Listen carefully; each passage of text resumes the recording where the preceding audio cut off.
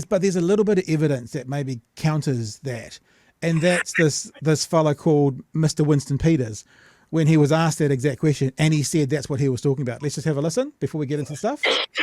I've seen that sort of philosophy before. I saw it in Nazi Germany. We all did. You compared Labour's approach to co-governance to Nazi Germany. Is that appropriate? Yes, it is.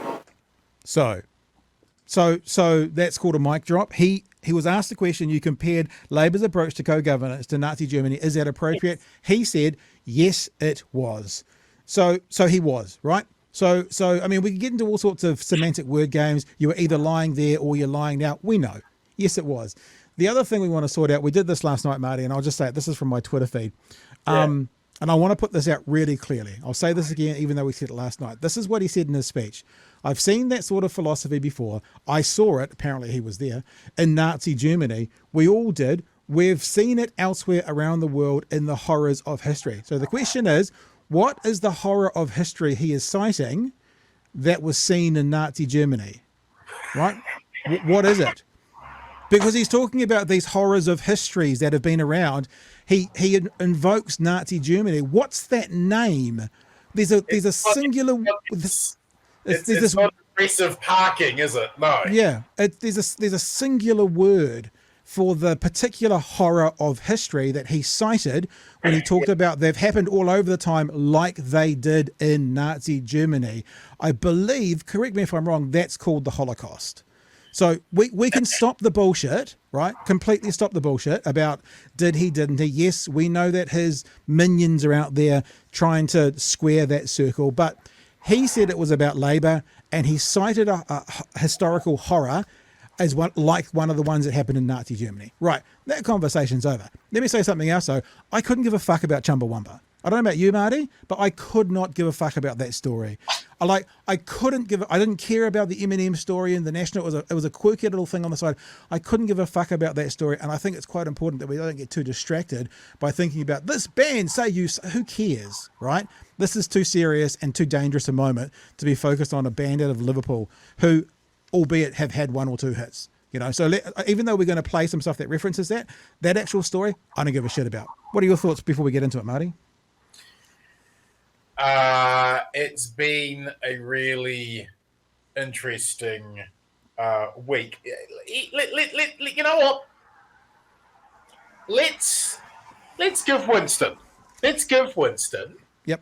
The absolute benefit of the doubt, and say he was just talking about the Maori Party, and he was talking about. Let's ignore all evidence. Let's ignore all of the evidence that clearly states that's not the case.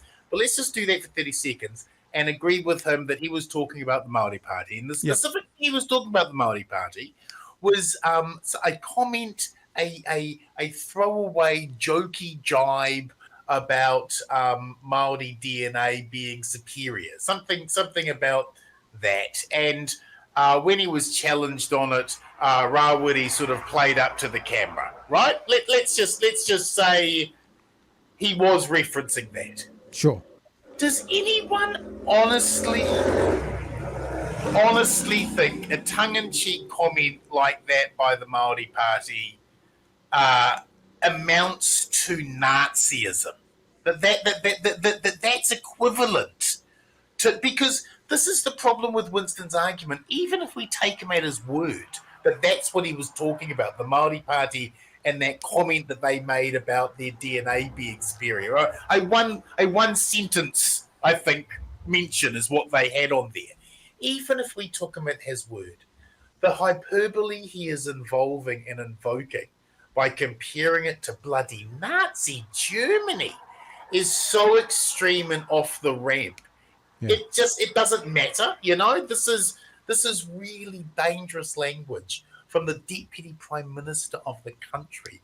He came off unhinged. This is embarrassing to all of us, and it speaks to a dynamic whereby he is constantly competing with David Seymour to capture the reactionary vote, and it's creating this unique dynamic where the Prime Minister looks incredibly weak.